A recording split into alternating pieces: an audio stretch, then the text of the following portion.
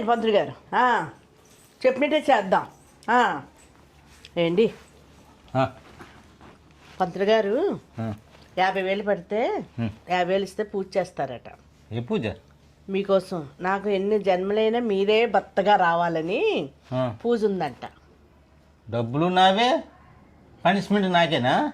పూజ చేసి అదేంటి డబ్బులు మేమే అవుతాయి, భర్త ఇవ్వాలి భార్య, మరి ఇంక పూజ చేస్తారంటే ఇంకా వచ్చే జన్మలకు నువ్వే కావాలి నాకు. ఏం వద్దా? ఈ సంవత్సరంకి పడుతుంది. నేను పూజ చేయించి మళ్ళీ జన్మ కూడా మీరే భర్త కావాలని నేను చేయిస్తాను అంటున్నాను. మీకు మాత్రం నేను చేస్తున్నాను కాబట్టి కావాలనుకుంటావు. మీరు చెప్పింది నేనేం చేయట్లేదు. ఏం చేస్తున్నావు అని డబ్బులు ఖర్చు తప్ప.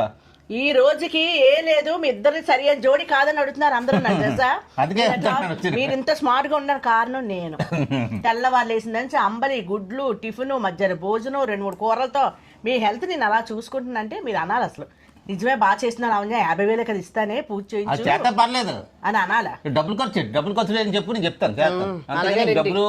డబ్బులు ఖర్చు చేసేస్తారో చిన్న పూజ కూడా ఈ రోజు డబ్బులు ఖర్చు అవుతాయి. పూజ ఇస్తారా ఎవరైనా 50,000? ఏ అసలు డబ్బులు ఏం లేవు నా దగ్గర. అయితే నాకు మళ్ళీ జన్మ భర్తగా రారనమాట. అయితే ఎందుకు? ఫోన్లే చాలే బాబు, ఇంకా నీతో నేను మాట్లాడడం అనవసరం. నా నుంచి పంతులు గారు చెప్తారు మళ్ళీ జన్మలా నేను వద్దట్లేండి భార్యగా అతనికి. వద్దులేండి. సరే నువ్వు 50,000 దాచుకో.